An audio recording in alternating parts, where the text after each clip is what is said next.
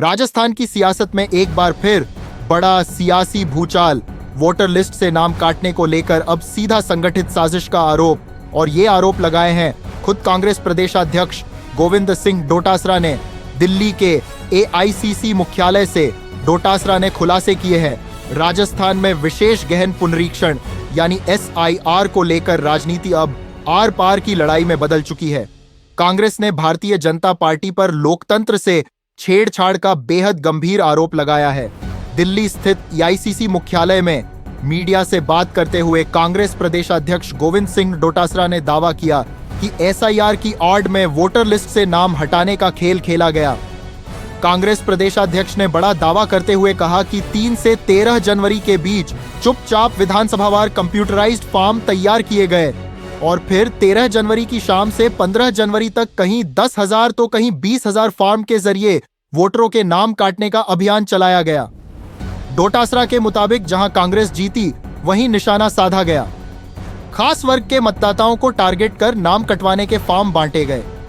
आप सभी सुनिए कांग्रेस प्रदेशाध्यक्ष गोविंद सिंह डोटासरा ने भाजपा पर क्या क्या आरोप लगाए हैं।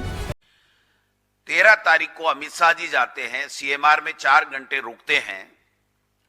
3 तारीख से लेकर के 13 तारीख के बीच में भारतीय जनता पार्टी में गुप्त रूप से खेला चलता है।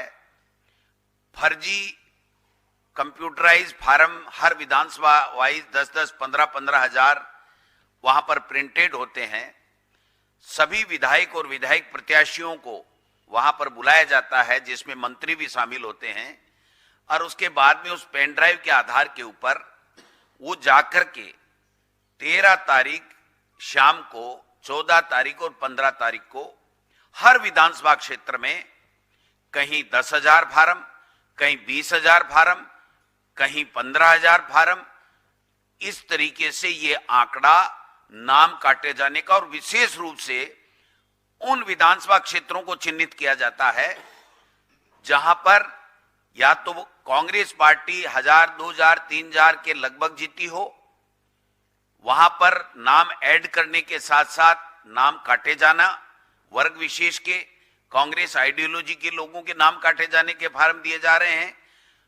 और उनके पास एक ऐसा डाटा भी था कि जो राजीव गांधी युवा मित्र हमारी सरकार के समय नौकरी लगे थे, उन लोगों के हों, चाहे दूसरे जो डबल इंजन की सरकार से नाराज कुछ जो वर्ग है, जो लोग हैं, वोटर हैं, उनका डाटा भी उनके पास था। और उस तरीके के लोगों का एक समूह बना करके या 60 साल से ऊपर के ग्रामीण परिवेश के लोगों के, उनके सबके वोट काटने के लिए आनन फानन में फार्म दिए जाते हैं।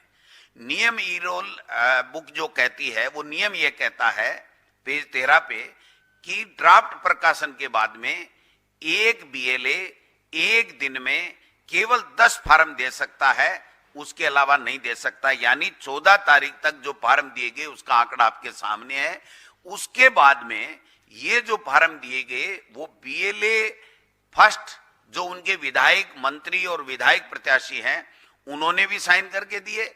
बाकी कुछ भारतीय जनता पार्टी के जो बीएलए हैं उनके फर्जी हस्ताक्षर करके 10-10, 15-15 हजार, 20-20 हजार फार्म हर जो है वो एसडीएम की टेबल के ऊपर उन्होंने जमा करा दिए। मेरे खुद के विधानसभा क्षेत्र में 627 फार्म दिए और 2,000 फार्म दूसरे दिन फिर लेकर के गए। एसडीएम ने उनको मना कर दिया। जूली साहब स्वयं बताएंगे इनके विधानसभा क्षेत्र में किस प्रकार का किया गया। अब 3 दिन से लगातार भारतीय जनता पार्टी के जो बीएलए जिनके हस्ताक्षर फर्जी करके ये जो खेला गया है, उसमें उन्होंने आकर के मीडिया के सामने बाइट दी कि हमने हस्ताक्षर नहीं किए, हमारे फर्जी हस्ताक्षर हैं, फार्म भी अधूरे हैं, मोबाइल नंबर भी बहुतों सौ में नहीं है। इस प्रकार से जो मेरे पास एक डाटा है, जो सरकार का अधिकृत डाटा है, 15 तारीख को जब हमने इलेक्शन निर्वाचन आयोग से वहां पर जाकर के नवीन महाजन साहब से निवेदन किया कि ये खेला चल रहा है और इस तरीके से भयंकर प्रेशर में भारतीय जनता पार्टी के नेता मंत्री तक एसडीएम को फोन कर रहे हैं, आप 3 साल यही नौकरी करने हो, आप इस तरीके का जो है वो फार्म हमारे एक्सेप्ट कीजिए और चढ़ाइए। तो ये जो भारत जो जिला कलेक्टरों से सूची मंगाई है, मैं एक एक के विद सिग्नेचर उनकी जो कॉपी आपके सामने प्रस्तुत करूंगा। अगर आप कहेंगे तो सारे हम लोग कॉपी आपको दे देंगे। उसमें भी 1,40,000